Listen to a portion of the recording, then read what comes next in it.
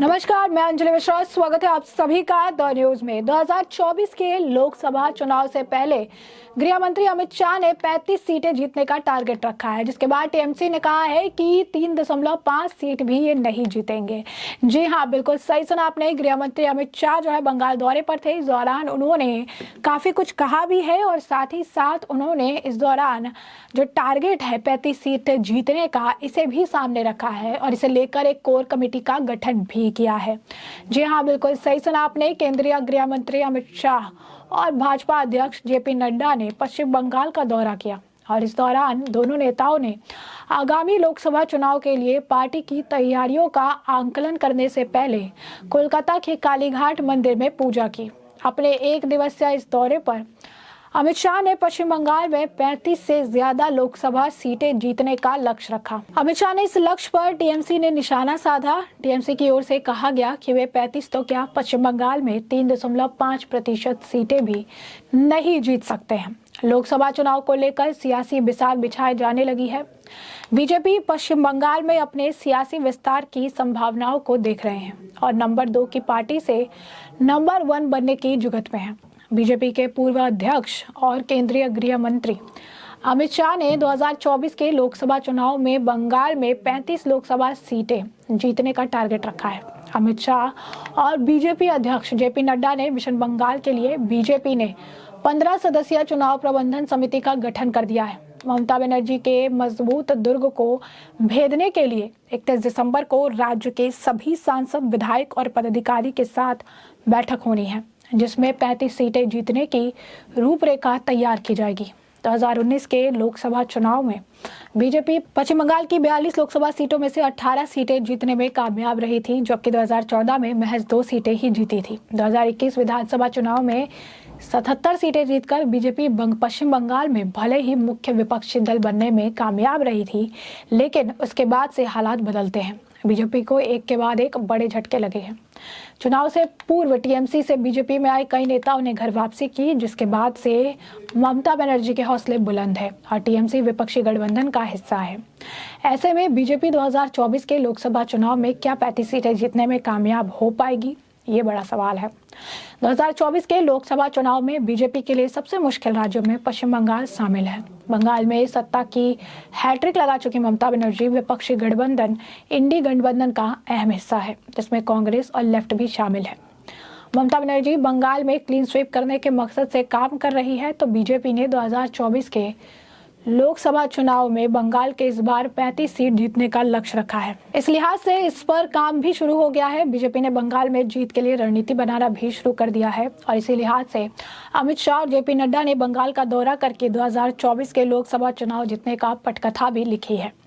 Amit Shah, JP Nadda ने मंगलवार को कोलकाता में बंद कमरे में बंगाल बीजेपी के शीर्ष नेताओं के साथ बैठक की और उन्हें 35 सीटें जीतने का टारगेट दिया। आगामी लोकसभा चुनाव में बीजेपी की कोशिश से लक्ष्य तक पहुंचने की होगी, जिसके लिए उन्होंने प्लान भी बनाया है। शाह ने कहा, श्यामा प्रसाद मुखर्जी की भूमि से पीएम मोदी को 35 सीट दे। मैं गारंटी देता हूं कि पीएम सोनार बांग्ला बनाएंगे। उन्होंने कहा कि अगर हम 0 से 77 सीटें हासिल कर सकते हैं तो हम 2/3 बहुमत के साथ भी सरकार बना सकते हैं। बंगाल में बीजेपी सरकार बनने का मतलब घुसपैठ, पशु तस्करी और सीए के माध्यम से धार्मिक रूप से प्रताड़ित लोगों की नागरिकता को समाप्त करना होगा। अब ऐसे में आपको बता दें कि बंगाल में कभी भी सत्ता में बीजेपी नहीं आई है, तो बीजेपी के लिए बंगाल क्यों अहम है, इसे समझना जरूरी है। देश में 40 से अधिक लोकसभा सीटों वाले 4 राज्य हैं और बंगाल इसमें इकलौता ऐसा राज्य है जहां बीजेपी कभी सत्ता में नहीं रही। आमतौर पर माना यही जाता है कि अगर देश की सत्ता में बने रहना हो तो किसी भी राष्ट्रीय दल का ऐसा कम से कम 2 राज्यों में दबदबा होना ही चाहिए। इसके अलावा बंगाल चुनाव के अहम होने की एक वजह इतिहास और विचारधारा से है। श्यामा प्रसाद मुखर्जी ने 1946 में मैं बंगाली हिंदू होमलैंड मूवमेंट शुरू किया था।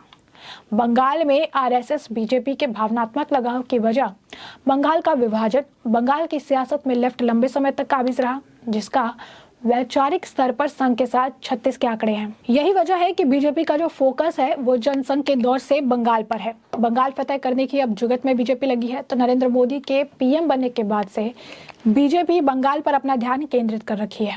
बीजेपी के सामने चुनौती ये दिखाने की भी है कि 2019 के लोकसभा चुनाव में बंगाल में से 18 सीटें यूं ही नहीं मिल गई थी। बीजेपी को साबित करना है कि लोकसभा चुनाव में उसका धमाकेदार प्रदर्शन बंगाल की राजनीति में आगाज था एक बड़े बदलाव का, जिसे अब 2024 के चुनाव में बढ़ाकर दोगुना करने का लक्ष्य रखा गया है। बीजेपी बंगाल में मुद्दा बना रही है कि कई केंद्रीय योजनाओं को राज्य में लागू न किए जाने का और अवैध प्रवासियों का। बीजेपी का राज्य में विस्तार ऐसे लोकल नेताओं के दम पर हुआ है जो विरोधी खेमे में से उनके साथ आए बंगाल से कम 20 से 25 प्रभावशाली नेता विपक्षी खेमे से बीजेपी के पाले में आए थे। लेकिन 2021 के विधानसभा चुनाव के बाद टीएमसी से आए नेताओं का बीजेपी से मोह भंग हुआ है। बीजेपी की सत्ता में न आने के बाद उन्होंने ममता बनर्जी के प्रति विश्वास जताते हुए घर वापसी किया था। ममता बनर्जी ने भी खुद को राज्य की राजनीति में मजबूत किया है। राज्य से वामपंथी दलों और कांग्रेस का करीब करीब पूरी तरह से सफाया हो चुका है। इस तरह से बीजेपी के सामने सबसे बड़ी चुनौती सिर्फ ममता बनर्जी है। सबसे बड़ी बात यह है कि ममता बनर्जी विपक्षी गठबंधन इंडी गठबंधन का हिस्सा है। ममता बनर्जी बंगाली अस्मिता से खुद को जोड़ती रहती है। विपक्षी गठबंधन के साथ होने से वोटों का बिखराव भी संभावना बहुत ही कम दिख रही है। अब ऐसे में आपको बता दें कि 15 सदस्यीय कोर कमेटी गठित की गई है। पश्चिम बंगाल में 2024 का चुनाव बीजेपी के लिए कोई साधारण चुनाव नहीं रह गया है। यह बात बीजेपी बखूबी तरीके से समझती रही है। 2024 चुनाव से पहले ही बीजेपी बंगाल में खुद को नंबर 1 पार्टी बनाने के मिशन पर काम शुरू कर दिया है। बीजेपी ने चुनावी रणनीति और सियासी जंग फतह करने के लिहाज से 15 सदस्यीय कोर कमेटी गठित की है, जिसमें केंद्रीय पर्यवेक्षक सुनील बंसल, अमित मालविया, आशा लकड़ा और मंगल पांडे, बंगाल बीजेपी अध्यक्ष सुकांत मजूमदार, विपक्ष के नेता शुभेंदु अधिकारी, सांसद दिलीप घोष और वरिष्ठ नेता राहुल सिन्हा शामिल है। ऐसे में आपको बता दें, केंद्रीय गृह मंत्री अमित शाह ने पहले ही बीजेपी के सभी नेताओं को पहल कर दिया था कि वो लोकसभा के साथ विधानसभा चुनाव की तैयारी पहले से शुरू कर दें। अमित शाह ने ये पता है कि लोकसभा चुनाव 2024 के साथ ही 2026 के पश्चिम बंगाल विधानसभा चुनाव का रास्ता तय किया जा सकता है। वो इसी रणनीति के तहत बंगाल में किसी भी तरह की कोई चूक नहीं चाहते हैं, जिसके लिए खुद ही कमान फिर से संभाल ली है। बता दें आपको कि बीजेपी की नजर वो आदिवासी वोट पर भी है। बता दें कि बीजेपी ने साल 2014 में मोदी लहर में भी पश्चिम बंगाल में महज 2 सीटों पर जीत हासिल की थी, जबकि 34 सीटों पर तृणमूल कांग्रेस यानी टीएमसी ने जीत हुई थी। हालांकि साल 2019 के चुनाव में बीजेपी को 18 सीटें हासिल हुई। पश्चिम बंगाल में 2021 के विधानसभा चुनाव में भी टीएमसी को बड़ी सफलता मिली और 292 सीट पर वो विधानसभा चुनाव में 213 सीटें टीएमसी के खाते में आई, जबकि 77 सीटें बीजेपी को हासिल हुई। इस परिणाम को देखते हुए बीजेपी ने महसूस किया कि उन्हें बंगाल में अभी और मेहनत करने की जरूरत है, लेकिन बंगाल के सियासी समीकरण बीजेपी की राह में बाधा बन रहा।